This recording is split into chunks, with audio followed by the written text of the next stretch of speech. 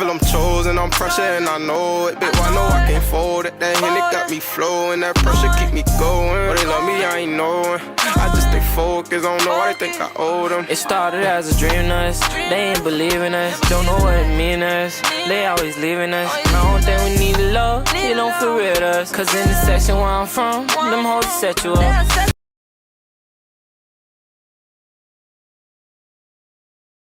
Alright, so we're going to explore mental health right quick. And we're not just going to touch on it like a lot of these doctors do, a lot of therapists, a lot of radio personalities, a lot of authors that's making a lot of money off just throwing that cliche line out there. Your mental health is everything. Mental health this, mental health that. But like I said, they rarely give you anything you could apply right on the spot. If somebody in need of mental health care, right, they need immediate assistance. They need to be able to grasp something that can get them some hope moving forward, that can get them some results so that it can calm the anxiety, so that they can calm the depression. And I don't feel like a lot of these doctors, a lot of these radio, YouTube personalities, a lot of these so-called conscious leaders and things of that nature, I don't feel like they really be keeping it 100. So I'm gonna leave y'all with an analogy that I came up with that's very simple and you can apply it right on the spot. I just want people to understand this. Mental health is not something you play around with. Mental health is not something that you just use as a buzzword. Mental health is not something that you're going to adjust or fix, so to speak, overnight. It's not that. It's something that it's a work of a lifetime of work, especially depending on how deeply wounded you are, how many unresolved wounds you got, and it also depends on your level of consciousness, right? So these are the things that a lot of these therapists and a lot of these expert personalities out here in the media never speak on.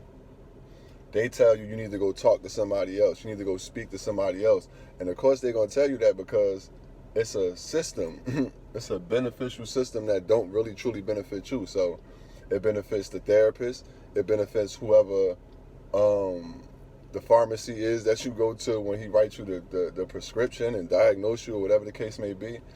But it rarely ever benefits the person that's actually going to therapy. Because what are you actually doing? Let's be real. You go there, you're looking at this person as an expert already. You hoping that they got the cure or the key. And they never actually tell you that it's going to be you that's going to have to heal yourself. I'm just aiding you in that. You feel what I'm saying? Now, when you sharing from that perspective, that's totally different. When you being real and y'all both coming down to earth on the same level, instead of it being one person acting like they superior and they up here and not giving you tangible things that you can apply that could ease your suffering and that you can see results from and see that, okay, my money is going to something that's good, right? So let's talk about it. What the fuck do you do when you go see a therapist? They sit there in this expert chair. They know they have that position because you're a patient, right? What do? They pretend to listen, right? So you telling them what you think. So they listen to all the things that you think about, all the things that you thought, and then they regurgitate and tell you what they think about what you thought. And then they tell you what they think you should be thinking and things of that nature. And the thing is this: how do you gauge if you're being helped? If you're the person that's a patient is someone that is in need of assistance, that need to be aided. So how could they ever gauge if they're making progress unless they're being given tangible modalities and practices and things of that nature that they can actually apply and reap some benefit from it and ease some of the suffering that they go through? First thing you got to do is be real with a person, because energetically, no matter what the gesture is, no matter how things seem to be and how a person seem to be acting like they helping, how a doctor seem to be giving you good advice and things of that nature, if it's not coming from an energetic space where it's real and it's raw, you're not going to never reap that. You're just going to be sitting up there playing along with them, but you really actually need help. Now, I don't want to go too deep in that.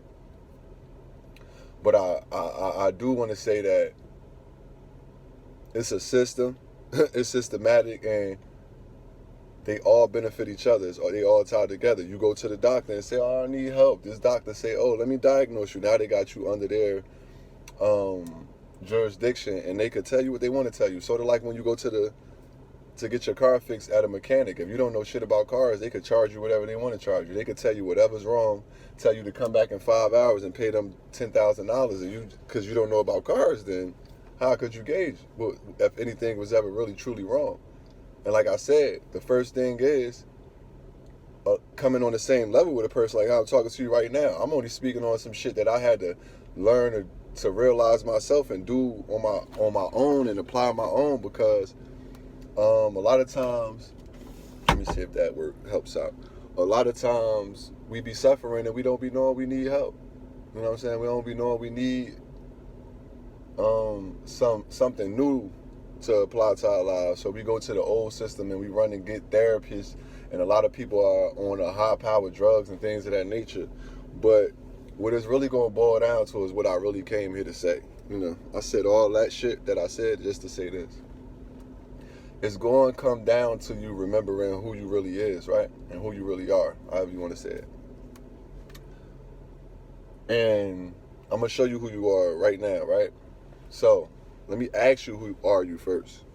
So, we all have a voice. This is the analogy, and this is the practice and something that you could apply right now. We all got a voice in our head, right? Well, really, we got many voices in our head. We could hear our mom voice, our grandma. We could change that voice in our head, right? Okay, we got a voice in our head going on, talking non-stop. This fucking voice talk, right? It don't never stop. It go from one story to another story. 1 minute you're thinking about this, the next second you're thinking about that. You might be having the best sex of your life and be thinking about your bologna sandwich that you ain't finished, or think about, damn, did I leave my keys in the car? Did I lock the front door? Why is that happening? How does that involuntary action happening going on in your psyche, right? Is that you? That's the question. Is it you? Answer that now. Are you the voice? All right, let's go a little bit further. Because if you feel that you're the voice, this is where the suffering comes from. Why is that? Because you're really the observer. So follow me. You have that voice going on in your head, talking, right? And what else do you have? You have a bird's eye view on it. You can observe that voice. You can observe it. You can listen to it. You can hear it. You can make it scream if you want to. Sometimes it's out of control and it's just paying attention and focusing in on one particular thing or two particular things. And a lot of times those things are traumatic events, and it magnifies it. And the more you think about something, now it creates energy. What's energy and motion? Emotion. You feel me? Now you're feeling some type of way. You feel me? What's the next thing you're going to probably do? You're probably going to act on it. Whether that's create some form of habit, some form of resistance, some form of escapism, or you're going to face it. Now, this is the part where the therapists and the doctors and all these experts never ever give you anything you can apply, right? Now, this is what they really should be telling you. They should be reminding you constantly that you are the observer of all of your thoughts. Meaning, you're not just the voice. You're not the voice at all. Even a lot of people get into so-called spirituality right now, and they're talking about positive thoughts and positive vibes. Who is deciding if these thoughts are positive or negative? Who's deciding this? Is it the observer that sees everything, that sits back and remembers all? Or is it that voice that just never stops? Y'all know what I'm talking about. That voice don't never stop. A lot of y'all probably get into meditation and things of that nature, so now y'all being able to back away from your thoughts. But here's the thing that, like I said, that's going to help. Listen to this analogy. It's going to be called the NEST. N-E-S-T. The NEST. The NEST is an acronym. It stands for Never.Ending.Story.Teller. Right? And who is the Never-Ending Storyteller? It's the voice, right? But the bigger question is, who is it telling these stories to? Because you got, like I said, you got a lot of yapping going on in your mind, but what is listening? Who is listening? You can't be the voice and be the observer. You only could be one. And if I had to bet, I would bet on the most consistent one. Like, that awareness never leaves. You might get caught up in the voice. That awareness never leaves. It's always there for you. Now it's up to you to identify with the observer or identify with the yapper. The yapper is the never-ending storyteller. It's the nest that we never leave when we get caught up inside our thoughts. So understand that the nature of the never-ending storyteller is to tell a story that never ends. One going to the other. First it's talk about this, then it's taking you on about that. The more you care about something, the more you're interested in something, this never-ending storyteller going to tell you stories that interest you.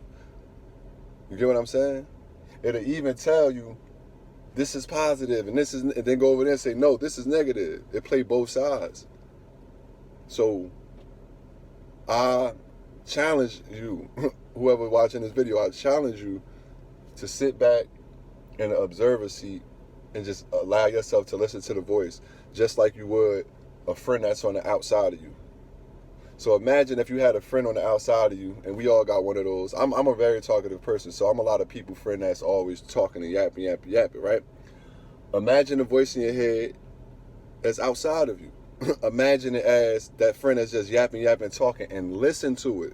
I challenge you to listen to you and see where it take you. See how immature this voice is. See how stuck on a few subjects this voice is. It gets stuck on the shit that you really care about. It always telling you stories about the shit that you wish never happened and things of that nature, and it causes a lot of fear. It projects to your future. It always digging back to the past. Why is that? Because the never-ending storyteller only can live in the future of the past. But you always in the moment. No matter what time it is on your watch, no matter what time it is on your phone, you always in the moment. You always stuck in right now. You get what I'm saying? You always here. The observer is always here. I hope y'all follow me. If not, I don't really know, man. But I really feel like this is a very simple exercise that you could just do right here while you're watching the video. Like, observe the thoughts. Don't call them bad. Don't call them good. Don't call them positive or negative. Stop labeling them. And listen to the nature of your thoughts. Listen to what you be thinking. Listen to what's on your mind. Listen to what's immediate and what's in the back of your mind and things of that nature. And what's going to happen is you're going to start to gain some form of stability within yourself. So now your thoughts ain't just you're not just running off in your thoughts, which cause you to run off in your emotions, which cause you to run off in your actions, which cause you to create circumstances that you're constantly living in right now. You feel me? So you could call it meditating, you could call it whatever, but just keep an eye on these thoughts. And I just want you to ask yourself right now, like, are you the thought or are you the observer? How could you be both? Anything you could observe is outside of you, including your thoughts. And we're going to get into that we're going to get deeper into that on another video. But I just wanted to kind of try to lay something out there, a simple analogy for those people that are suffering from depression, suffering from anxiety, suffering from just traumatic experiences that you never got through. But it's about being able to gain some form of stability and some form of foundation away from the voice in your head so that you could gain some peace of mind. And then once you start to gain the peace of mind, you can start to move from there. So you start to think from a more silent place, a more place that has stability, foundation. And when you're thinking from there, you're going to start to feel from there. So you'll be more calm. You'll be able to make better decisions, and your circumstances by default will always wind up being better, because where you it's coming from, start from where you thinking at, observing these thoughts is going to change everything. It's going to change your actions, your emotions, all the way down to your actions. So yeah, like, don't allow, just because a person is supposed to be an expert in a certain field, they wear a certain jacket, they got a certain degree, don't allow them to just spoon feed you no bullshit ass quotes or nothing and not giving you no tangible shit that you could actually do and could work right there on the spot. And I feel like what I just said is definitely something that has been tried and tested and put the work with me. And this is what you're going to find no matter what book you read about consciousness, no matter what book you read about mental health. It's always going to come back to you having to be the observer and govern your own self and govern your own thoughts and take responsibility and accountability for those thoughts and emotions and actions. And when you move on, when you move from there, the trajectory of your life expands and it's totally different. I used to be a knucklehead because I wasn't governing my thoughts. I used to be super impulsive and just do shit all fast and don't even know why I'm feeling like this and don't know why I'm acting like this because I ain't take 2 seconds out to sit back in a G-Rod and just say, hold on, I am the motherfucking driver. I'm not going to sit up here and let my thoughts command and demand everywhere I'm going. I am the observer of all this shit. And that be the difference between those of us that are individuals, those of us that find some peace of mind, and those of us that find our purpose. It's all about governing yourself and not giving that power away to a doctor. I'm not saying they not cool. I'm not saying they can't help. But I just want to say, and I want to reiterate, who's the judge of that? You're going to have to be the judge. And if you're in a situation where you feel like you can't count on yourself, then you're going to end up just a statistic and just another number in one of these pharmaceuticals books or whatever the case may be. I'm just trying to give you something that's tangible. I'm trying to give you some shit that's real simple that makes sense right now. That you could say, oh shit, word, I'm not just, I could hear the thoughts, I could see them shit, so I must not be that. That's outside of me. I can see the cars going past in front of me right now. I can see people walking. I can hear people talking. So I know they're not me. I know that's not me. So if I can hear my thoughts, see my thoughts, visualize my thoughts and all that, and control a lot of my thoughts, then I must not be that. So that's what this shit really boiled down to. That's what therapy really boiled down to. Meditation, spirituality. You ain't going to get anywhere in life until you understand that you are the creator of the creation. What do I mean by that? That means everything you thinking is turned into emotion, is turned into an action, is turned into something a circumstances that you create and help create. You feel what I'm saying? So you could go get that power elsewhere. You could go give it to the pastor. You could go give it to a God up in the sky. You could give it to a doctor, a university. You could give it to whatever you want to give it to. But I'm here to tell you right now, on this channel, we are self-governing. We're going to self-govern. Feel I'm chosen, I'm pressure and I know it. Bitch, I know I can't fold it. That Henny got me flowing, that pressure keep me going. But they love me, I ain't knowing. I just stay focused, I don't know why they think I owe them. It started as a dream to us, they ain't believing us. Don't know what it mean to us, they always leaving us. I don't think we need love, you don't feel real to us. Cause in the section where I'm from, them hoes set you up.